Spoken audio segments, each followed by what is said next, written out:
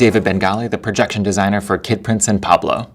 Kid Prince and Pablo was a retelling of Mark Twain's Prince and the Pauper, moved to a kind of futuristic world where two societies that have been divided by class and in which hip-hop and graffiti have been made illegal are brought back together when two characters trade places across those societies. Speak out, hold on, open up, dream. Let's fight for a right so we can finally breathe. It's interesting, projection design for the theater is cool in a way because you get to wear a lot of hats. So in the kind of film and television world, it is more often the case that you might specialize more in one particular part of how those things get made.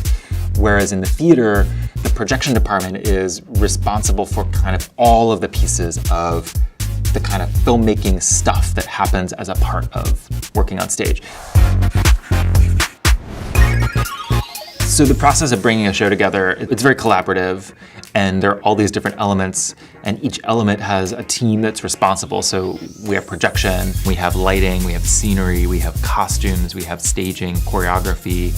All of these things come together into this unified experience, and you don't really hopefully know where one ends and the other begins. That was definitely true with the beat maker. In this show, Marvin, the composer and one of the writers, was going to be working with this beat maker, an app, a percussion beat creation app. And when he plays this device, it looks really cool. We also knew that the audience was going to have a chance to work with that same device. Some of the folks coming to see the show would get to try it out later. There was always this idea that it could be really cool to give people access to what it looks like when he's playing and when he's making that music. This led to the idea of like, let's put a camera on stage. So that was step one. It's really very useful whenever you're making things that are gonna happen live to try them out in advance. So one of the things we did was get a camera and bring it into the rehearsal room. Before we had any of the rest of that technology, we just had the beat maker, performers, and a camera. And there was this one day that we put the camera on a table and had like 4 people on Zoom calls trying to look at the feed through the camera that we were piping to the internet to try to figure out, well, if we put it over here, then he can put his hands up here, which really works, but we can't really see what he's doing. So maybe we have to put it over here so that we can see what's happening, but then what's gonna happen for the people in the audience? They can't see what's happening. So it was a lot of trial and error to figure out, how's this shot gonna work? Marvin was playing it live. So when he hits a beat on this thing, it's playing through the sound system, and that is part of the sound design. What we had going on was a video system that, for one thing, could take in a camera feed of what was going on with his hands on the beat maker, and then feed that to another system that could take that imagery and run it through filters and effects and respond to the sound that he was making to then modify that image even more. So to kind of try to create like a live music video feeling that could be projected on top of his body, on top of the set, and on top of the world of the transitions or the scenes. Then often what happens next is we say, well, now we've got this cool thing we can do. We can put giant imagery on stage. What else might we do with it? So then we added a whole other piece, which was a kind of animated, hand-drawn world to kind of flesh out and expand the experience of the characters on stage, their history, and what they were going through. The animated sequences were built on ideas that came out of our initial collaborative design meetings between director, design team, writers. And we kind of settled on this idea of a sort of graffiti-inspired comic book graphic novel sensibility, and to use that style of drawing and style of animation to present the history of the world that we had been dropped into. And the script begins with this, like, this is the history of the world. And then when that idea became clear, then it became a tool we could use elsewhere in the show.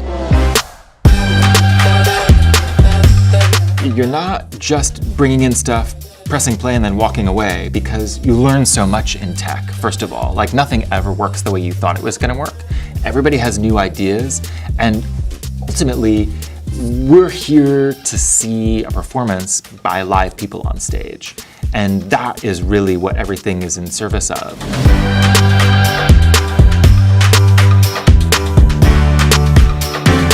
In a traditional filmmaking world, you'd make the stuff, edit it, package it, and then deliver it. And now you have a thing that you can watch.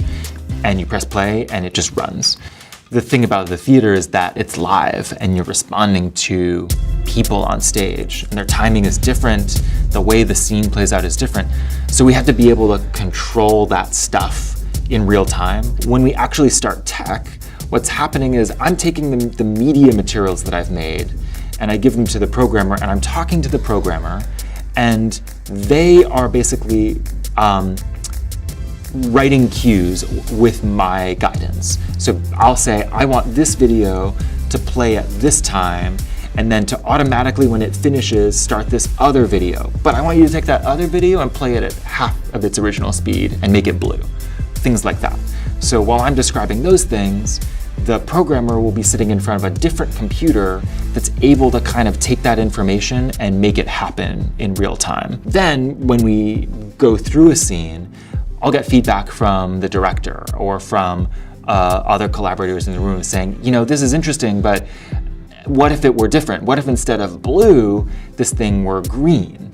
So sometimes I can say, great, we can do that right now. And I'll talk to the programmer and they'll take blue and they'll dial it to green, and now it's different. So that's the kind of back and forth between programming and content creation.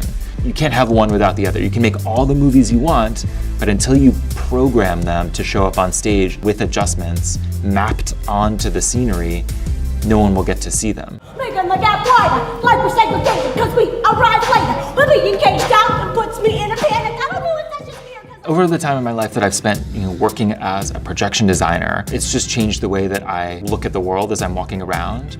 But you don't have to be a projection designer to keep your eyes open in that way.